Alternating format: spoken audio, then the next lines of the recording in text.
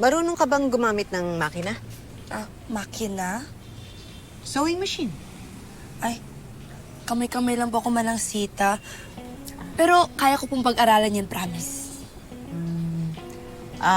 Maalam ka ba sa iba't ibang uri ng mga tela? Hindi rin po eh. Ay! Manang Sita, alam ko po, wala pa po akong masyadong alam ngayon.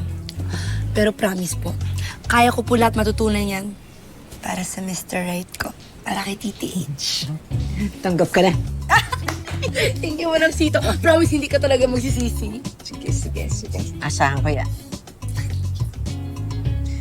Oh. O bakit parang malungkot yung baby na yan?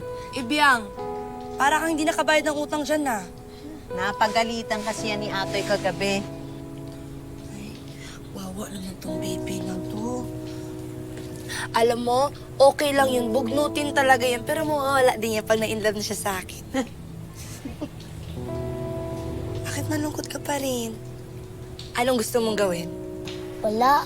Baka mamaya pagalitan na ako ulit ng master sungit na yon. Ang isipin mo na lang kung paano ka maging happy. Alam mo ba, kamukha mo si Catriona Gray. Gusto mo ba maging Little Miss Catriona Gray? Yung Miss Universe po? Akong bahala sa'yo.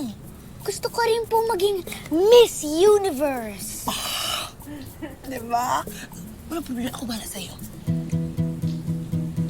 Basta, pag nagahit si Kuya Atoy, sagot mo ko ha. Ay, akong bahala. Hindi yung magagalit, promise.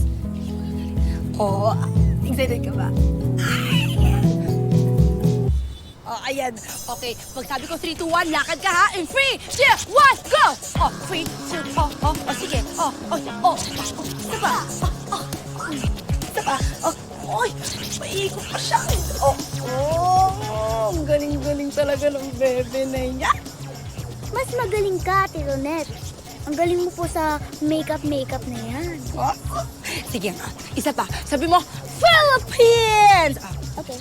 3, 2, 1, Philippines!